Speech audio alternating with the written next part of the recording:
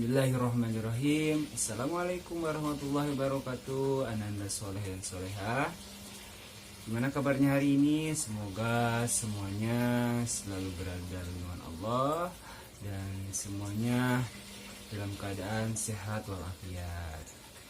Alhamdulillah, pada kesempatan kali ini mari kita melanjutkan belajar kembali di pelajaran pendidikan agama dan budi pekerti, yang pada kesempatan kali ini kita akan mempelajari pesan-pesan pokok yang terdapat dalam surat An-Nas dan surat Al-Asr. Coba Ananda soleh dan soleha, buku paketnya dibuka, yaitu pada halaman 11 dan nanti dilanjutkan dengan halaman berikutnya. Nah, jadi yang pertama kita akan membaca dulu surat An-Nas. Surat An-Nas itu merupakan surat yang terakhir di dalam urutan Al-Quran, yaitu berada pada posisi ataupun urutan ke-114 dan jumlah ayatnya ada 6 ayat. Sekali lagi ya, urutan surat An-Nas itu urutan yang ke-114 dan jumlah ayatnya ada 6 ayat. Surat An-Nas itu apa sih artinya? Nah, surat An-Nas itu artinya adalah manusia.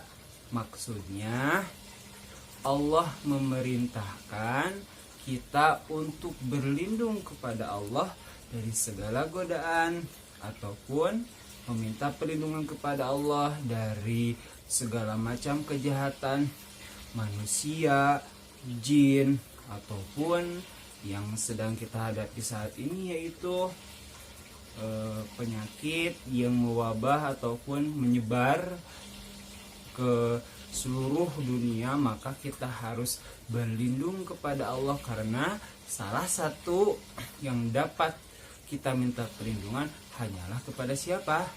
Hanyalah kepada Allah. Jadi tidak boleh kita meminta perlindungan kepada selain Allah. Nah, bagaimana supaya kita terhindar dari macam kejahatan?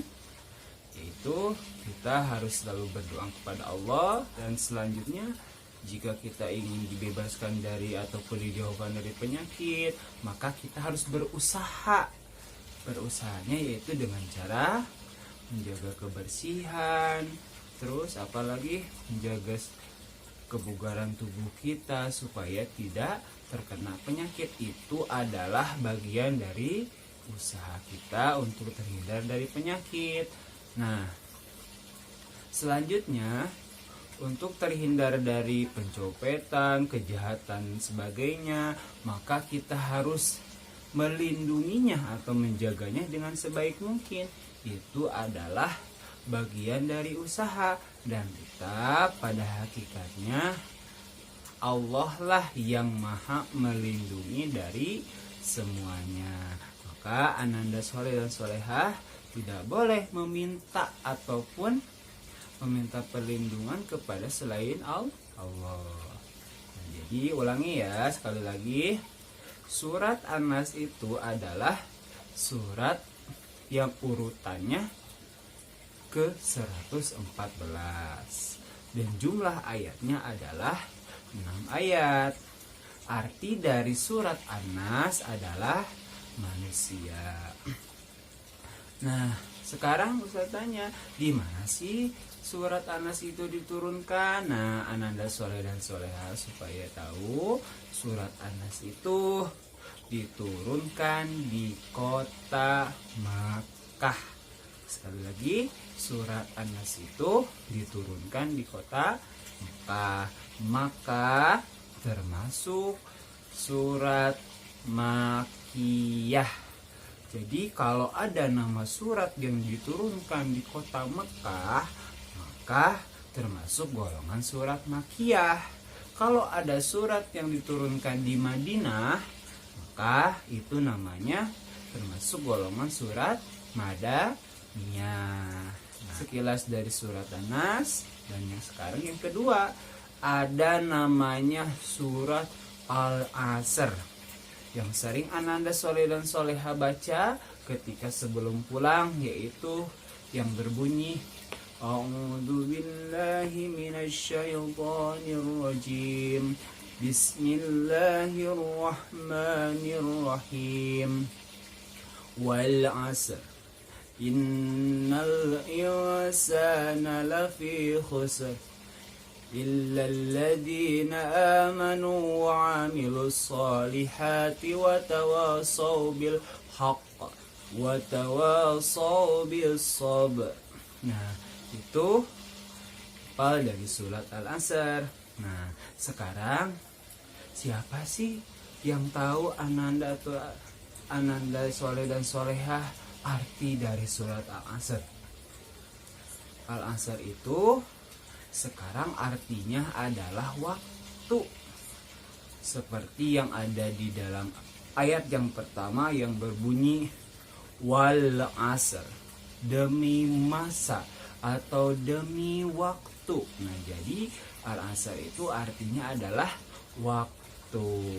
Nah, jadi ada beberapa orang atau beberapa golongan yang mendapat kerugian, ada yang mendapatkan keuntungan. Jika ingin mendapatkan keuntungan, maka orang tersebut harus berbuat kebaikan. Jika orang tersebut mendapat kerugian, maka dia adalah orang yang selalu berbuat keburukan. Maka jika Ananda dan Soleh dan Soleha ingin mendapatkan keuntungan atau pahala dari Allah, maka harus berbuat kebaikan. Contohnya, selalu berbakti kepada orang tua, berkata yang sopan. Jika disuruh oleh orang tua nurut, oleh guru juga nurut, tidak boleh membangkang kepada orang tua dan sebagainya. Ya. Nah, sekali lagi, surah Al-Asr itu adalah merupakan surat pendek yang diturunkan di kota Mekah dan termasuk ke dalam surat Makkiyah. Karena tadi Ustaz sebutkan, jika surat diturunkan di Mekah, maka surat tersebut termasuk golongan surat Makkiyah. Jika surat tersebut diturunkan di Madinah, maka surat tersebut termasuk golongan surat Madaniyah. Surat Al-Asr itu menjelaskan ataupun memberi pelajaran kepada umat manusia untuk menghargai waktu. Nah, jadi jika kita tidak bisa menghargai waktu, maka kita menjadi orang yang merugi. Yang tadi disebutkan, Ananda Soleh dan Soleha pasti ingin menjadi orang-orang atau anak yang beruntung. Jika ingin menjadi orang yang beruntung, maka harus menghargai waktu dan harus selalu berbuat kebaikan. Contoh, kita harus disiplin dalam waktu, bangun tidur harus tepat waktu, tidak boleh kesiangan, berangkat ke sekolah juga harus tepat waktu, dan sebagainya. Itu adalah merupakan pelajaran disiplin bagi kita yang sudah dijelaskan di dalam surat Al-Asr. Nah, mungkin sebelum Ustaz akhiri, kita akan mengulas kembali dari yang pertama. Sekali lagi, surat An-Nas itu merupakan surat yang terakhir di dalam Al-Quran. Adanya di urutan yang ke-114. Jumlah ayatnya ada 6 ayat. Surat An-Nas itu artinya manusia dan termasuk golongan surat Makkiyah karena diturunkannya di kota Mekah. Nah, menjelaskan tentang apa surat An-Nas? Menjelaskan tentang bahwa kita harus memohon perlindungan kepada Allah. Sekarang yang kedua, ada namanya surat Al-Asr. Surat Al-Asr itu artinya waktu.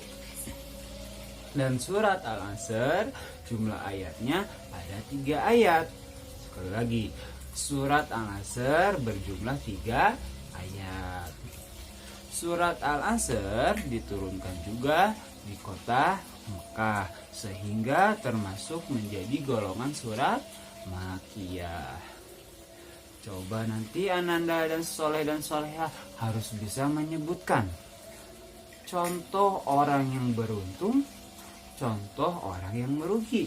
Seperti halnya orang yang merugi itu contohnya tidak mengerjakan sholat, suka berkata kasar, suka berkata bohong, selalu berbuat jahat kepada temannya, tidak suka membantu orang yang sedang kesusahan, dan sebagainya.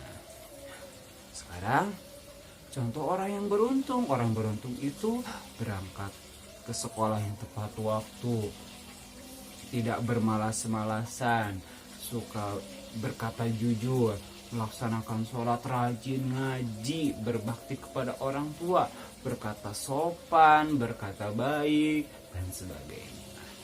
Sudah paham ya? Alhamdulillah, mudah-mudahan di akhir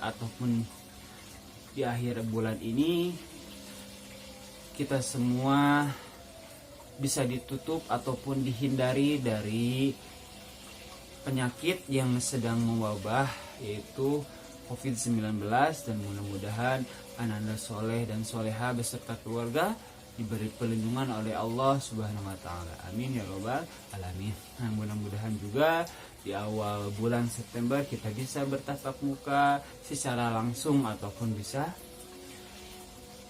bertemu kembali dengan teman-teman, dengan ustadz dan ustazah, dengan hilangnya COVID-19 ini ya.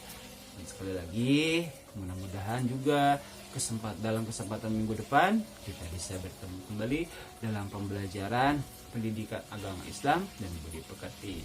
Perkenalkan, nama Ustadz Abdurrahman yang mengajar di kelas 2 sampai kelas 6. Sekian dari Ustadz. Wabillahi taufiq wal hidayah.